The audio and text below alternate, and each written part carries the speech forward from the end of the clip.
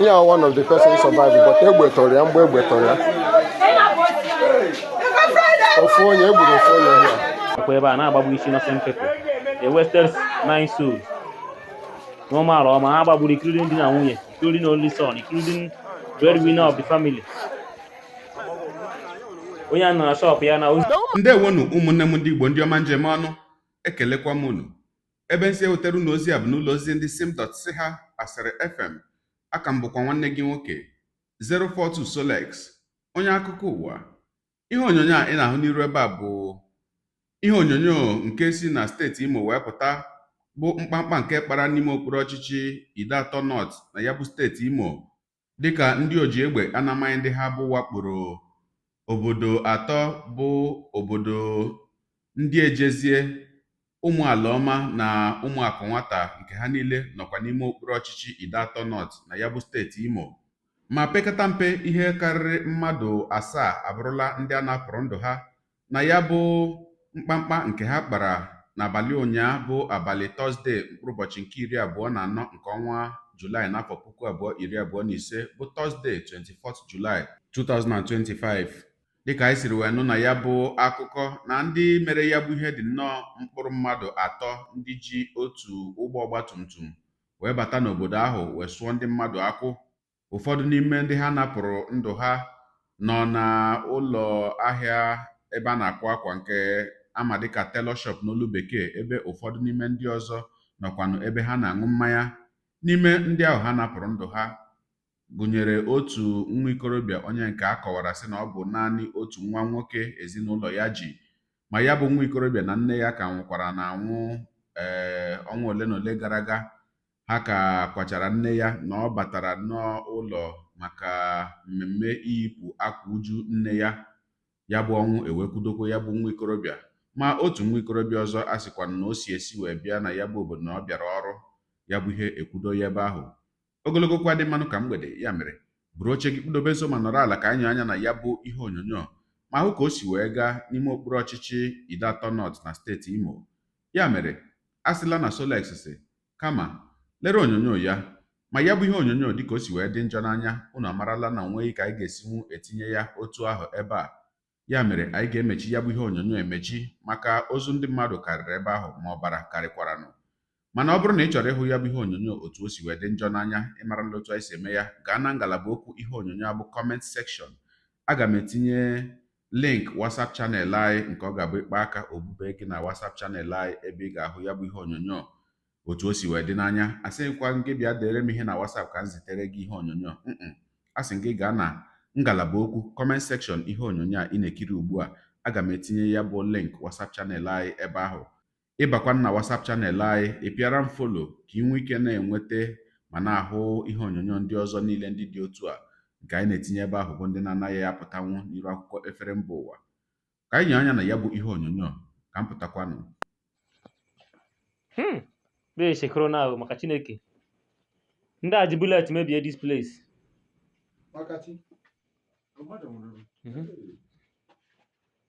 A ji bullet mebie ebe a. Mmadụ mebe ọrụ ka ọ na-azụ ka anyị gbara dị egbe. Azụ ka gbara dị egbe.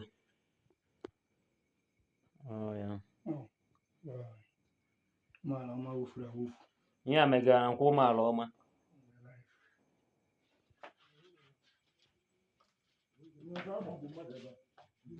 Ihe megara nkwa ụmụala ọma. Na mgbede a ka ndị mmadụ 3 jibu machine na nkwa ebe a na-agbagbu isi innocent people. They wasted 9 souls. N'ụmụala ọma ha gbagburu including di na nwunye, including only son, including breadwinner of the family. Onye nọ na shop ya na ozi ya nọ be nne ka na-awụ onye gbagbudere ọsọ n'ime shop ya, gbagburu ya. Onye nwe shop enwe akwara mpa na Easter, ozi ya nọkwa na yard, ọnwụgo.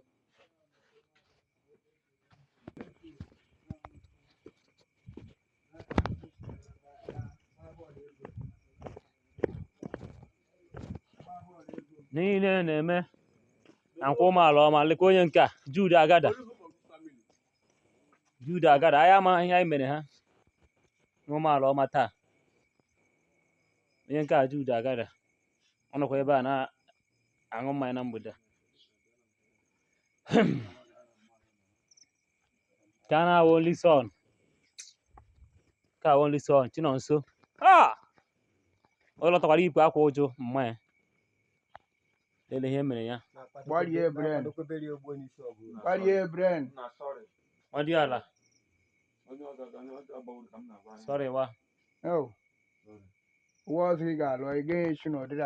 ọ dị ala ndo kwamda na hụrụ yesterday ewu nkwọ kelecha lọta yipụ akwa ụjọ mmadụ enweghị ihe ibu n'obi otu abụfo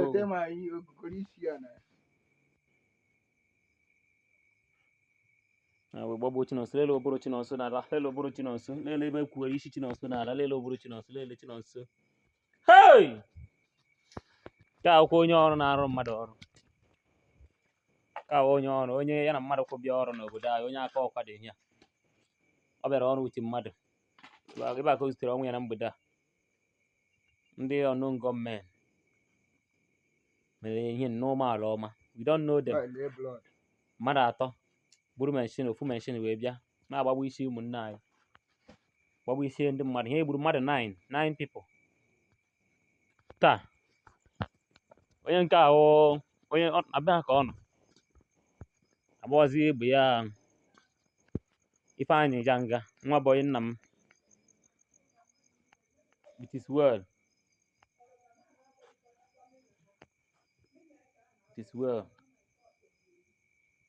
Ifeanyị Janga ọsọ ka ọ gbara agbakpuo na be nna ya before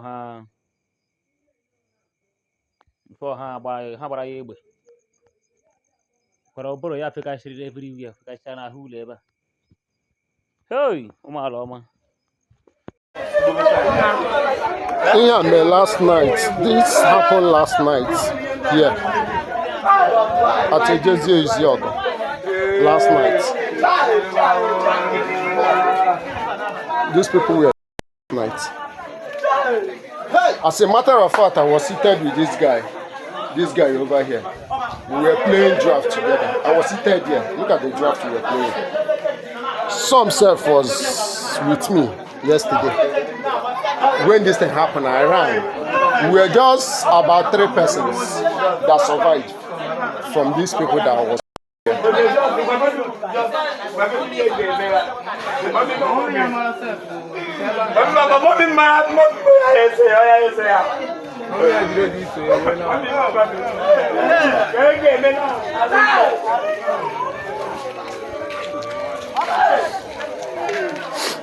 Trust this easy.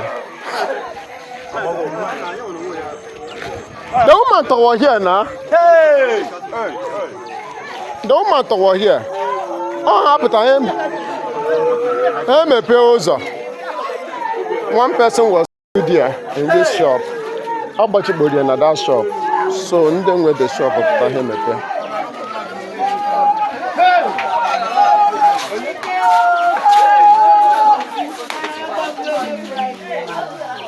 Yeah, one of the persons survived, but Egbetoria. Ofonye here. Mamo de Egburu. I'm on that shop. How about you the shop? This is Omaloma. This morning. This is Omaloma this morning. Boiling.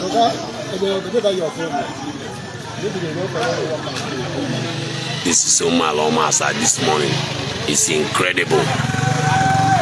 It's hard for us to believe that this kind of evil can befall us at this time.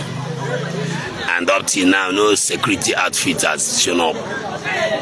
Since last night, we have over 8 to 9 corpses lying down here.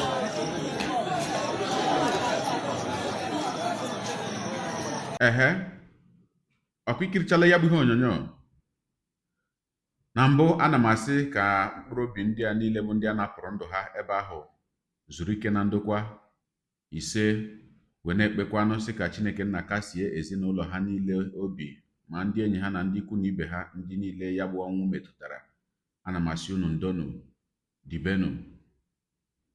Ya bụ ihe bụ ihe jọgburu dele na njọ ma sigbuo nkakwụ n'isi. Ndị Igbo, agwọ nọkwanụ n'akịrịka, agwọ nọkwanụ n'akịrịka, nnukwu agwọ.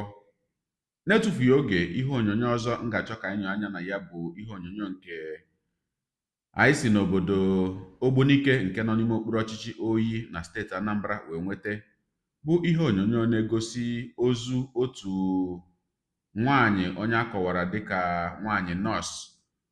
Ya bụ nwaanyị, dịka akụkọ anyị nwetara si wee kọọ, na asị na ọ bụ nwaanyị dị ime, ọ na-arụ ọrụ nọọsụ. Ụfọdụ oge o nwekwana onye nwere ihe mmerụ ahụ maọkwa na onye ọrịa na-arịa na-anaghị apụta nwa apụta, na ya bụ nọọsụ na-aga n'ụlọ onye ahụ gaa nye onye ahụ ọgwụ. Ewesị na o ruo n'otu ụbọchị, o nwere nwa ikorobịa anyị ga-anụ aha ya na ya bụ ihe onyonyo, onye nke a sị na ọ kpọrọ ya bụ nọọsụ si ya na ya bịa n'ụlọ ka onye ya ọgwụgwọ. Amaghị m ihe ọ sị na ọ na-eme ya. A sị na mgbe nọọsụ ruru ebe ahụ, na ahụ ezi nọọsụ esighịzi na ya bụ ụlọ wee pụta. Nọọsụ onye dị ime, a sị na ya bụ ihe wee gawa wee ruo na mgbede, mgbe di onye nọọsụ batara n'ụlọ wee na-atụ n'anya ka nwunye ya bata. Ọ hụghị nwunye ya, ọ nọgide na-ajụzi ndị mmadụ, kedu unu ma ebe nwunye ya gara, unu ma ebe nwunye ya gara, tupu otu onye asị ya na nwunye gị nwekwara mgbe ọ gara n'ụlọ onye dị otu a, na ọ sị ka ọ gaa nye onye ahụ, ka ọ gaa nye ya ọgwụ. Ewesị na ya bụ nwoke agawa n'ụlọ ebe a sị ya na nwunye ya gara inye mmadụ ọgwụgwọ, wee ruo ebe ahụ ibe ya bụ ogologo okwu ka ọ dị nkenke. Ọ bụrụ na nwa ikorobịa ahụ onye kpọrọ ya egbuola ya bụ nwaanyị nọọsụ onye dị ime, ghọpụ ya mkpụrụ anya ya, ma ghọpụkwanụ ya ihe o ji bụrụ nwaanyị, tụla ya na olulu nsị. Ogologo kwa dị mmanụ kwa mgbede. Ya mere, nọrọkwa ala n'oche gị ahụ ka anyị nyoo anya n'ihe onyonyo nke a, ma anyị ga-emechikwa ya bụ ihe onyonyo emechi n'ihi otu o si wee dị njọ n'anya. Ọ bụrụkwa na ị chọrọ ịhụ ya otu o si dị, gakwa na ngalaba okwu ihe onyonyo a, bịa aka na WhatsApp channel link m ga-etinye ebe ahụ ka ịhụ ya bụ ihe onyonyo. Na-etufughị oge, ka anyị nyookwa anya na ya bụ ihe onyonyo ma gere ozi so ya nke kọwara ihe mere ebe ahụ. Ka m pụtakwanụ. Nwanne na ife anyị na-afụba anyị, na-enu ife anyị na-afụba anyị ndị Anambra steeti. Unu afọ ife anyị na-afụba anyị? Na enyi ya mmadụ ji mmadụ agwọrọ ọgwụ ego hia ife ọnya n'ibe ndị be Elobisi n'Ogbunike na ụmụ ele Ogbunike, ndị be Elobisi na ụmụ ele Ogbunike. Ifu gị ya ka afọ na-akpọ the boy Obitesi. Ebe ọ bụla afụ na Obitesi, onye a na-agba Obitesi, nwa ndị be Elobisi na Ogbunike na ụmụ ele Ogbunike sị chọbịa jidi ya. Ogbu mmadụ ka ọ bụ. Obitesi na-egbu mmadụ.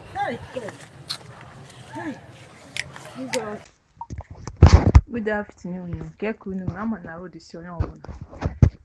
Biko, o nwere ihe mere na nebere nta anyị Ogbunike. Ọ bụ na Ụmụdịọka na man Ogbunike na Ụmụdịọka didem. Adị very close to my place. One nurse, ọ na-agabu home treatment normal wee ruo yesterday evening. One guy bịa kpọọ ya si abịa nye treatment. O wee gaba ka o jee nye the boy treatment. Upon mama ya na the boy wee gbuo the nurse. As the master the boy be ritualist because all harvest the organ, o gbu the nurse woli anya na belie private part. Nwaanyị dị ime ọnwụ, that boy nwe obi wee kwue ọkwa na nwaanyị na pit toilet happy ever. So dia nego na ya nwunye ofuru ya, o wee jee jube ese. Onwe ya bụ na Chineji nwaanyị si ka ọ gaa treatment. And another thing, mmadụ na-apụ apụ need igwe mmadụ ebe ọ na-eje. Dia jee jube ese, wee si aje ebe the boy. Ya pụ ya jee wasa ebe a, mana mistake that man mebe ọ gaba sọọsị ya.